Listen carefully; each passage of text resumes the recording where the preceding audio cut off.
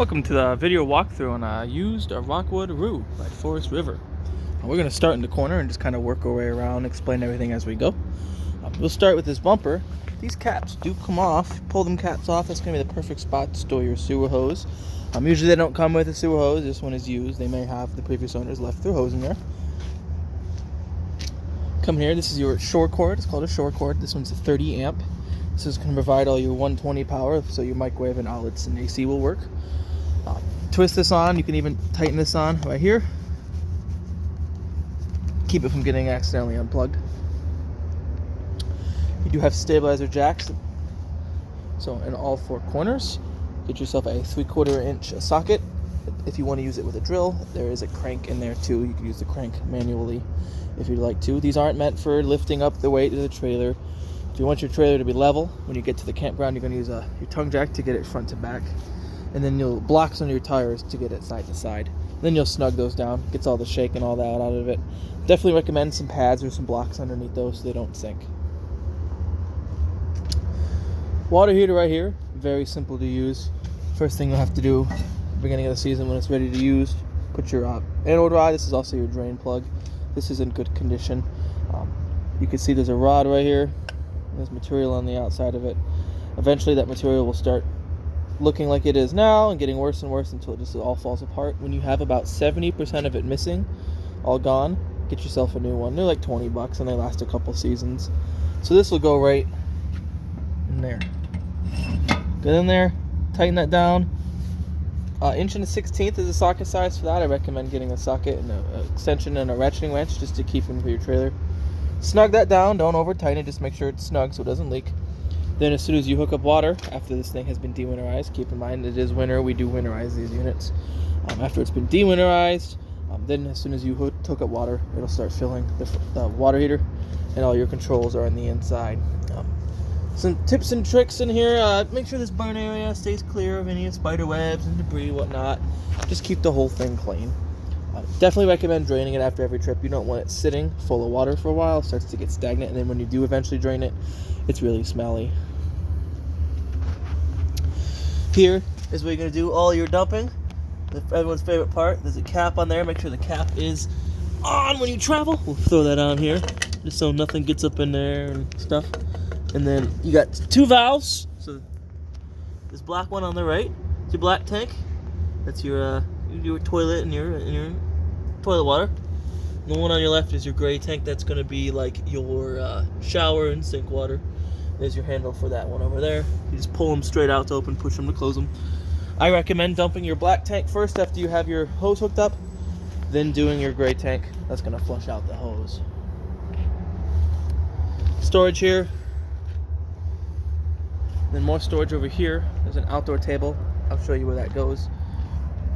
Crank and whatnot, access from the inside. And then this is on a slide out. This will move open.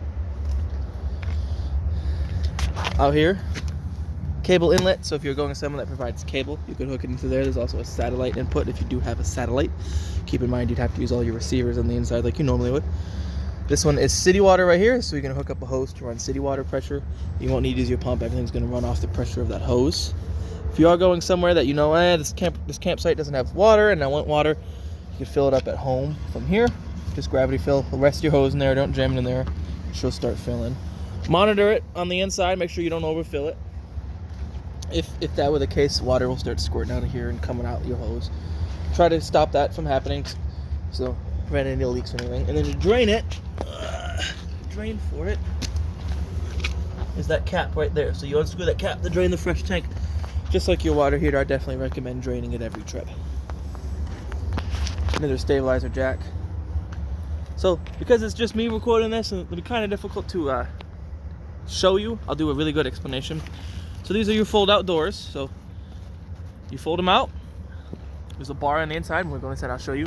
That's what gives it like a ridge and some support up top. So you fold it out, put that bar in, come around, tuck these out, pull these out. A lot of people forget to do this, but make sure you pull all of this out in the corner here. There's a lot of stuff in the corner. You want to make sure it's pulled out to allow water to run off outside the fabric. Some people leave it in here like this, and then it runs and gets inside the camper. Make sure you untuck all the fabric. Yep, and then there's spots under here. See buttons? You can see them right here. Let's see. Button. To button the fabric on the front. Keep it nice and tight. Yep. And then latches there too. Very easy to use. You just lift this up. You'd lift this up. Then you would pull this out like that. And it'll fold down.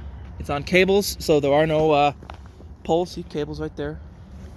And then you do have this. There's no poles you have to worry about doing. This is stretch across, give it secure. No poles you got to worry about using, which is nice.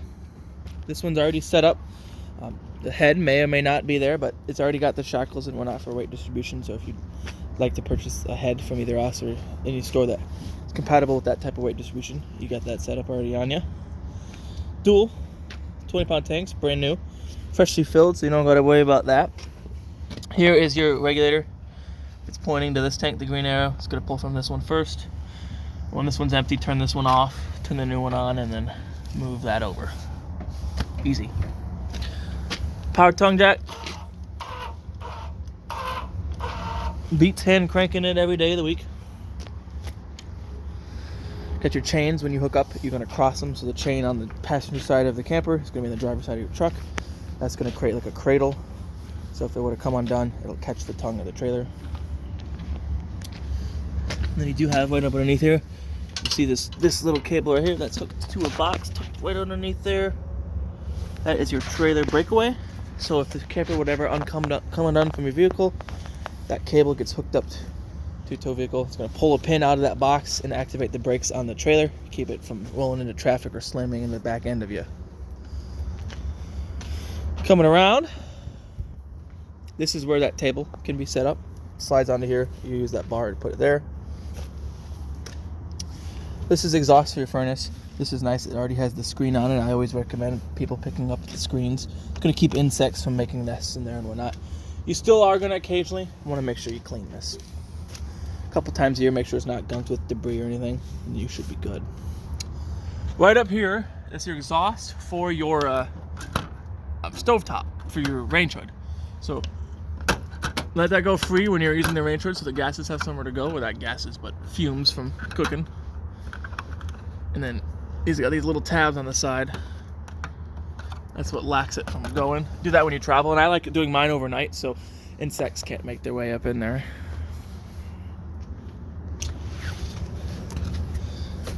Outdoor hookup for propane. This may or may not have the propane grill and the exterior propane grill in it. Keep in mind this is a used unit. We'll see more as we go around. If not, that's a pretty universal connection right here. So you could purchase any grill that works with this, that has this connection on it, and it'll work out here. Whether you get one that stands up, you can even purchase one that may hook onto here too. And it's nice to being able to have a cooking area on the outside. Right here, that's backup. So you can put another crank up in that hole for your slide out. If it were to fail, the power were to fail, you could manually get it closed. Here is outside access to your refrigerator. A couple times a year, just give these a turn. Pop this out and then clean it back there. So I use an air hose with a blower, blow it out, wipe anything down. Takes me 5 minutes to clean the fridge on our camper. I do that a couple times a year, I recommend. Outdoor power. This one is GFCI protected. All your outdoor stuff outlets are usually GFCI protected. If you would trip this one, plug in something and it stops working, all that GFCIs are tripped as well. And when we go inside, I'll show you about that. So we're actually about to go inside right now. So steps, grab here, pull this out, pull that down, grab in the corner. Don't grab here. Well, this one, sometimes if you grab here, you get pinched up in here, but this one, you're okay. You're good to go. You come on into the camper. First thing to see right into the left, sign out button. There's the controls.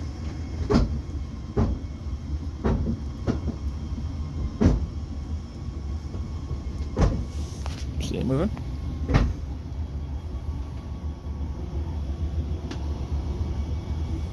So you definitely want to, if this is your first camper or maybe your first one with a slide out, you're definitely going to make sure you're clear on your driver's side. I've heard customers of opening their slide outs into trees. So just watch that. All right. Slide outs open. We'll kind of go over here and I'll show you more about this. So these are those poles I was talking about. That's what gives your tent the stiffness. So you just go like this, push in, pull it down. This pole will fall. Obviously, you're going to move your mattress out of the way. That's actually going to be folded up and stored vertically up in here. And then I just leave the poles on the ground. Mattress will stand up here. You got this stuff to help. Sorry, holding the phone in to help hold it up. I just would lean it up against here. It's going to flop around regardless. And then the rear one works the same way. Got the pole in it. It's just maybe a little bit more difficult to fold up and get the poles because of it's kind of in a crooked and there's a wall here.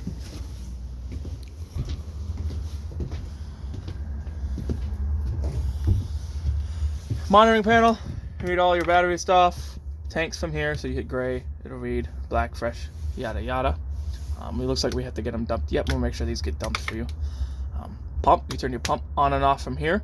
The only time you need to use your water pump is when you're hooked, when you're from your fresh tank. So that tank I was showing you with the cap underneath, that's your fresh tank. If you have to fill an onboard storage of water, you need your pump to pull the water from there. And that's how you turn it on and off from right there. It will turn on, cycle, pressurize, and then you'll hear the pump shut off. That's normal. The system's pressurized. As soon as you hit the pump on again, or not the pump, but open any fixture, the pump will kick itself on. Got your radio here. Pretty basic. You have different zones, A, B, and C, so you can turn off speakers in different zones, outside, inside, whatnot. Pause, play, all your controls there. DVD player, but it's not. There's no access to a TV. They usually use. They even do this on the new units. The same radio for all the different units, regardless of whether they hook it up to a TV or anything like that. But you got CD and whatnot. There's an auxiliary port, so you can listen to your own music if you want. Then you have different settings here, whatnot. Very basic radio. Picks up good channels really well. These antennas on these are pretty decent. You have a cable outlet and then video outlet. You guys will probably never use this. This is for if you had a TV in here. Spot, really you would have to put it here. There really isn't a spot to mount it. But TV there if you want. Then you have a 12-volt outlet. They do make 12-volt TVs. That's what's nice about this kind of setup here. You can plug in a 12-volt TV. So if you are primitive camping somewhere, which is camping without your power or any water, running water, you'll be able to run everything off your battery. Just keep in mind a TV running off your battery, it's going to kill your battery pretty quickly. So if you are going to do something like that, I recommend some solar panels or something to hook to your battery. Your battery, did neglect to cover that. We will cover that when we go, when we're done. Do a quick over. It's pretty basic. So TV, that's what you're going to use to hook up most of the time. If you're going to use your cable, make sure that's off using the antenna. Make sure it's on. That's your booster for your antenna. We'll leave it on. Most people are using the antenna anyways. And then regular power for your TV right down there too. Plenty of storage cabinets. Lots of storage, lots of lighting. You got lighting there, you got lighting there. Up underneath there. This is what's called a jackknife couch. You lift up. You do have storage access to the compartment. Pull down towards you. Spot for a small child to sleep in, or if an adult sleeps diagonally and they're short, they can sleep here too.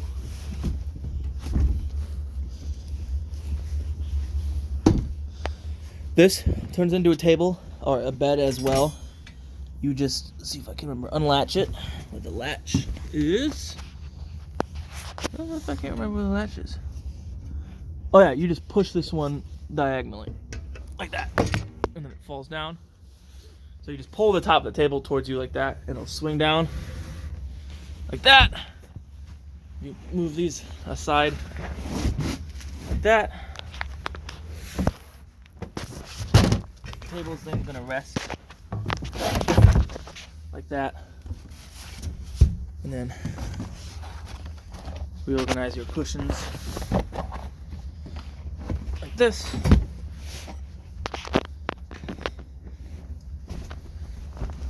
To make a bed. It's kind of hard to do one-handed, but that's how you would do it, like that. Squish that down in there and then you have a bed. This is a little bit more comfortable than the couch is. Here's some cranks here. One of them is the backup for the slide out. One of them is the crank for your stabilizer jacks. And then that other gray crank underneath here is the manual crank for your towing jack if power were to fail. This is your range hood. So I was telling you, if you turn the fan on, make sure to have that flap open. Cooktop, very easy to use. Turn it to light, twist the sparker. Your oven's a bit different. It's not like a traditional oven at home where you just turn it on and it turns on. Even your stoves at home aren't like this, where you have to ignite it. You're going to turn your stove to the pilot, push and hold. As you're pushing and hold, what you're going to do, see if I can't get it to turn on. You look in there, look back in there, and there's a pilot. You're going to have to hold a barbecue lighter or something in there up to it while you're pushing the pilot in. Once it's lit, then you're good to go. Then you can turn it to your desired temperature. When you're done, if you turn it off the pilot to that, shuts the burner off, but it leaves the pilot lit. Definitely recommend, if you're going to leave the trailer for a long time, to turn it completely off. Microwave. At some point in time, the previous owners replaced the microwave that was in it with a residential style microwave. Regardless, it's still, whether it had the old one or this one in it, still needs to be, camper still needs to be plugged in for it to work. You got tank heaters in there. Turn those on and off, heat up your tanks. So if you are camping in the dead of winter, whatever's in your holding tanks doesn't freeze. Most people aren't camping in the dead of winter where they would need that. It's your AC, so you got fan, cool, heat. So it cools your furnace, heats, or cools your AC, heats your furnace. And then you have fan mode. So, sorry, that's fan, we're just gonna run the fan on your AC. And then you have your fan speeds, basically. So you have high or low for on, and then you have auto, high and low. Auto is going to allow your AC or furnace to cycle on and off at your set temperature, keep it from overrunning. And then you have your temperature adjusting right here, all the way down to 55, all the way up to 90. And trust me, 55 gets freezing in here, 90 gets hot as heck in here. So these furnaces work really well in these trailers. Refrigerator on or off. You have auto.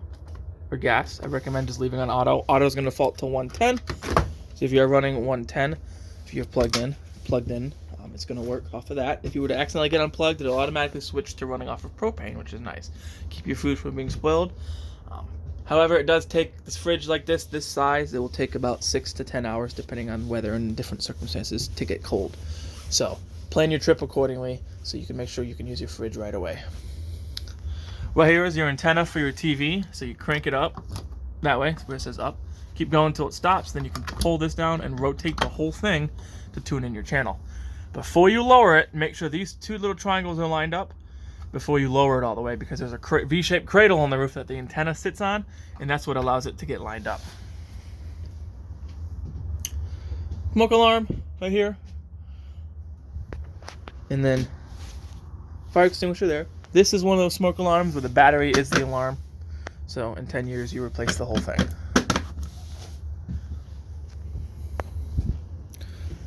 Come around, you got your breaker box there, all your breakers for your 120 volt stuff, all your fuses for your 12 volt. You have a bunch of 15s, a 7.5, 30, and a 40. I would definitely recommend investing in a thing of a spare fuse kit. Bathroom, put your sink in here. Gotta make sure this is gonna get cleaned. There's some tape residue from the previous owners. We gotta get cleaned off. They must have taped it covered on. A lot of people do that. Don't recommend doing that. If you're gonna use tape to tape and secure stuff, I would do like painter's tape or something, because duct tape, you stick to these walls, you peel it off, it's gonna peel the finish off the wall, and you guys don't want that to happen. The main real thing in the bathroom is this is right here is your main GFCI. So any GFCI with a trip, this is the one you're gonna hit reset on, just like your one at home. Then you got your shower, pretty easy, hot, cold. This little sunlight there, lets a lot of light in. And if you're taller, it lets you stand up in there, which is nice. Got your light for in here. That's your light switch for in here. Do have a fan here.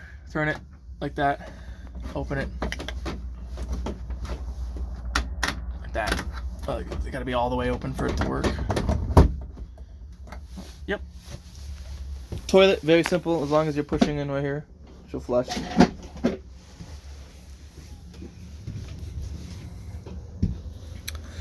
Another GFCI outlet here, like I was saying. So any GFCI with a trip, you can reset it on the one in the bathroom.